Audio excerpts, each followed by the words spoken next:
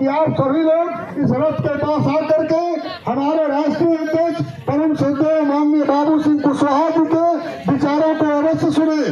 सभी भाइयों से अपील है कि आप सभी लोग अतिशीघ्र रथ के पास आ जाएं, क्योंकि बहुत दूर हमें जाना है। रथ दरवाजे के पास से सुनने की कोशिश न करें, रथ के पास आ जाए तो राष्ट्रीय अध्यक्ष।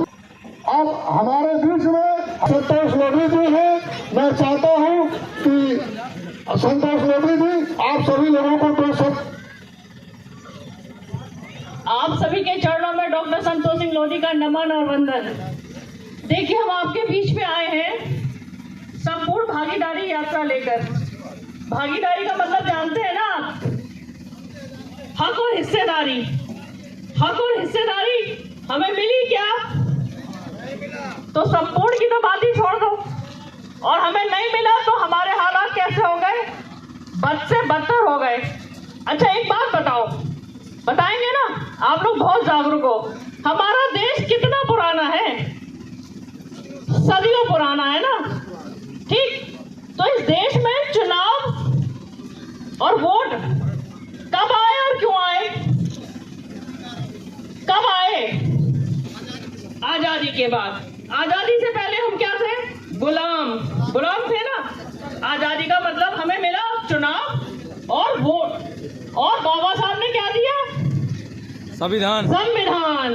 उस संविधान में हमारे लिए सब कुछ था, जो हमको छुपा के रख लिया हमारे नेताओं ने, हमारी पूर्वज पार्टियों ने। वो चुनाव के समय सिर्फ हमें क्या आती है? झूठे वादे लेके आती है ना। बाबा साहब ने कहा था इस संविधान में हमको बराबरी का अधिकार है। और ये जो हमारी पार्टी है ना, हमारी मतलब शोषित, वंचित, गरीब, महिलाओं, अकलियत, जिनका अधिकार मारा, उसका नारा है क्या है? जिसकी जितनी संख्या भारी, उसकी उतनी हिस्सेदारी। निर्धन हो या धनवान, सबको शिक्षा एक समान। ये बाबा साहब आजादी के समय देके चले गए थे। लेकिन जिन सरकारों को हमने चुना, उन्होंने हमें नहीं दिया। संविधान की शपथ तो खाते हैं, लेकिन संविधान 140 करोड़ की जनता को कभी नहीं मिला। तो कैसे मिलेगा आपको आपका हक अधिकार? बताओ। हमारे जो राष्ट्रीय अध्यक्ष है ना, आपके बीच में जो खड़े हैं, आदरणीय माननीय बाबू सिंह कुशवाहा जी, इन्होंने हमारे समाज के हक अधिकार को दिलाने के लिए सत्ताधारी पार्टियों के संग ना जाकर अपनी जिंदगी संभाल लेते ना, बहुत बड़े नेता हो जाते और बड़ी सारी सब कुछ मिल जाता है इनको, जो हम सपने में सोचते हैं। लेकिन फिर भी हमारे लिए इन्होंने पार्टी बनाई, क्योंकि इसके अलावा हमारे पास कोई विकल्प नहीं है। सबको तो हम आशीर्वाद दे दिए ना, दे दिए। तो ये पार्टी किसकी है फिर? बताओ। आपकी है ना? आपकी है ना? नाम बताओ पार्टी का। तो अब आपका ये दायित्व और कर्तव्य है कि अगले कोई भी चुनाव आएंगे तो आपके अपने भाई को, अपनी बहन को पहुंचाओगे ना? कहाँ पे पहुंचाओगे? सबसे बड़ा मंदिर है संसद भवन, सबसे बड़ा मंदिर, और सबसे पवित्र ग्रंथ है संविधान।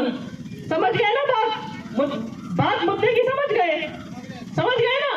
तो अगर अपने बच्चों का भविष्य, ये खड़ा है हमारा भविष्य, देखो कैसा खड़ा है, नंगे पैर, फटे कपड़े। 90% आजाद हिंदुस्तान में हमारी आबादी इसी हाल में रह रही है।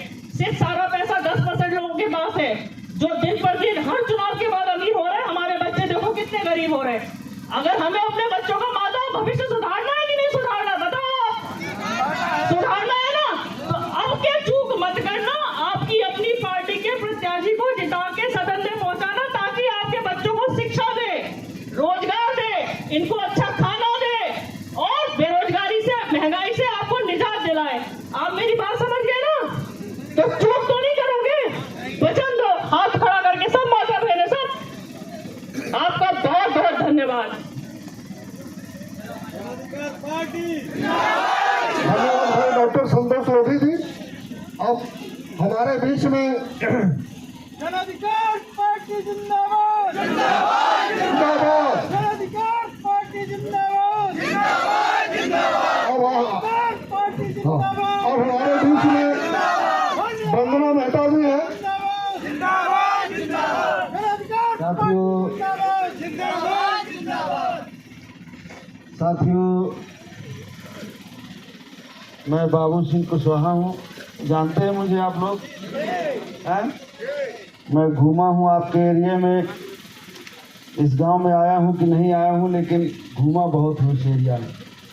पिछली बार लोकसभा का चुनाव हुआ था, हमारे छोटे भाई शिवशरण कुशवाहा जी लड़ रहे थे। है ध्यान है? सही सही बताना कितने लोगों ने वोट दिया था? इस गांव के कितने लोगों ने वोट दिया था?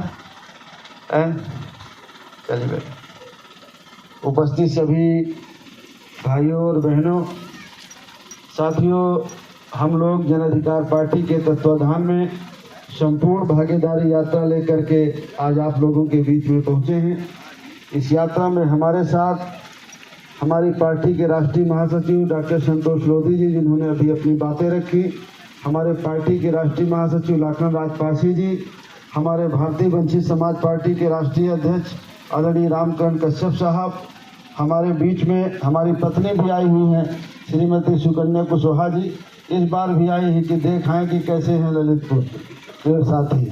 और हमारे साथ इस यात्रा में हमारे पार्टी के राष्ट्रीय संगठन मंत्री भाई पटेल विजय नारायण वर्मा जी, हमारे पार्टी के राष्ट्रीय महासचिव अजीत प्रताप जी, हमारे प्रदेश महासचिव आदरणीय रामकृष्ण प्रजापति जी, हमारे यूथ विंग के प्रदेश अध्यक्ष भाई पंकज मन विश्वकर्मा जी, हमारे प्रदेश सचिव रमेश यादव जी, हमारे प्रदेश महासचिव किरण कुशवाहा जी, एटा से चल के आए हमारे दयानंद साख जी, गोरखपुर से हैं हमारे चंद बिंदु जी, बहुत सारे साथी, और आप ललितपुर के हमारे जिला अध्यक्ष और सब लोग साथी हैं। साथियों, इस यात्रा का जो मकसद है, अभी डॉक्टर साहब ने बताया आपको, संतोष जी ने, कि इस यात्रा का मकसद है, बड़ा इत्मीनान से इस बात को समझना, थोड़ा 2 मिनट की बात है, कि हमारा मानना है कि हमारे देश में सबकी जाति जनगणना हो जाए, जिसकी जितनी आबादी है उसकी गिनती हो जाए, और गिनती के बाद जिसकी जितनी आबादी है उस आबादी के हिसाब से सबको हिस्सा मिल जाए। ये सही बात है कि नहीं? कि मान लीजिए इस गांव की मान लीजिए आबादी 100 है, तो 100 में अगर 5 पाल है तो वो 100 में 5% हिस्सा पाल को मिल जाए, अगर 10% कुशवाहा है तो कुशवाहा को मिल जाए, कुर्मी है 8% तो कुर्मी को मिल जाए, लोधी जितना है उतना लोधी मिल जाए, जितना शेड्यूल कास्ट है उसको उतना मिल जाए, जितना मुसलमान भाई है उसको उतना मिल जाए।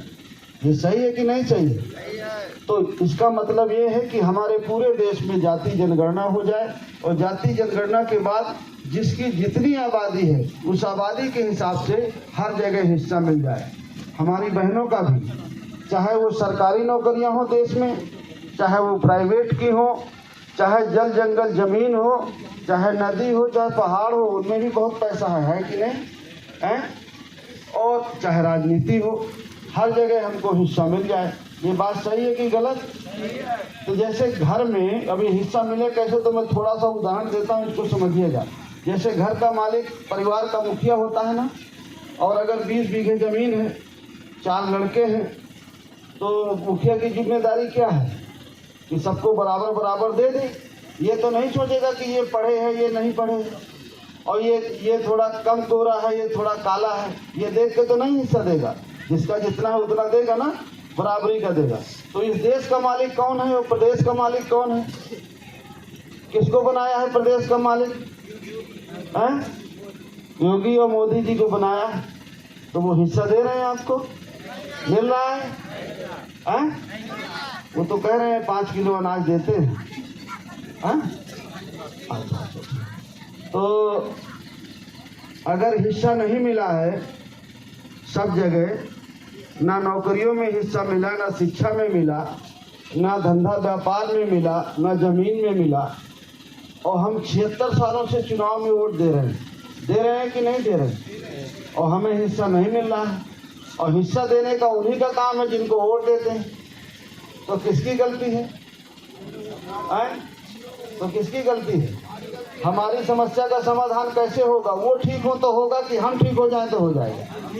अगर हम ठीक हो जाएं तो हमारी समस्या का समाधान हो जाए। यही सही है कि नहीं सही है?